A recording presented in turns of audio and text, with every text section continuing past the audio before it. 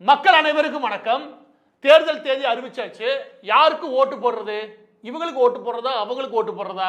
யார் அதிகமா காசு கொடுக்குறானோ அவனுக்கு ஓட்டு போடுவோம். யாரு கொடுப்பா? இந்த மாதிரி கணக்குல இருந்தீங்கன்னு வச்சுக்கோங்க, தயவு செய்து உங்களுடைய மனநிலையை மாத்திக்கிட்டு யாருக்கு ஓட்டு போடலாம்னு முடிவுக்கு வந்துக்கோங்க.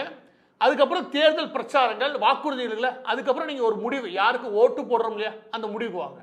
முதலாவது யாருக்கு ஓட்டு போடக்கூடாது அப்படின்ற கேள்விக்கு நம்மளை இப்ப 5 வருஷமா ஆட்சி செய்கிறது திமுக கவர்மெண்ட். இந்த திமுக கவர்மெண்ட்டுக்கு மீண்டும் ஓட்டு போறது சரியா இருக்குமா அப்படின்னா, நான் ஒரு 10 விஷயம் சொல்றேன், கொஞ்சம் பொறுமையா கவனிங்க. ஏன்னா 5 வருஷத்துக்கு ஒரு முறை உங்களுக்கு இந்த பவரை டெமோக்ரஸி கொடுக்குது. அதாவது நாடு இந்த அதிகாரத்தை உங்க கையில கொடுக்குது மக்கள்கிட்ட. அந்த அதிகாரத்தை 2000க்கும் 500 ரூபாய்க்கு விற்காம நீங்க சரியா செஞ்சீங்கன்னு வச்சுக்கோங்க, என்ன நல்லது நடக்குன்றதை கடைசியில் சொல்றேன். இப்ப நேரடியாக அந்த 10 விஷயத்துக்குள்ள போயிடலாம். திமுகவுக்கு ஓட்டு போடணுமா போடக்கூடாது? முதலாவது விஷயம் என்ன அப்படின்னா, இந்த அம்மா இருக்காங்க இல்லையா, கடலூர் பக்கத்துல திட்டக்குடி, திட்டக்குடியில் இருக்கக்கூடிய இவங்களுடைய பேர் வந்து கஸ்தூரி. இவங்க மகன் இருக்கா இல்லையா, சில மாதங்களுக்கு முன்னாடி இவங்க மகன் என்ன பண்ணிடுறான்னா, ஒரு நாள் தீர்த்து கட்டிடுறான்.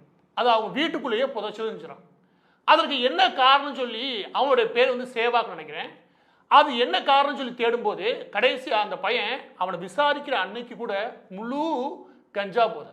இந்த தமிழகத்தில் வேற எந்த காலகட்டத்திலும் இல்லாத அளவுக்கு நீங்க ரயில்வே ஸ்டேஷன்ல ஆரம்பிச்சு எல்லா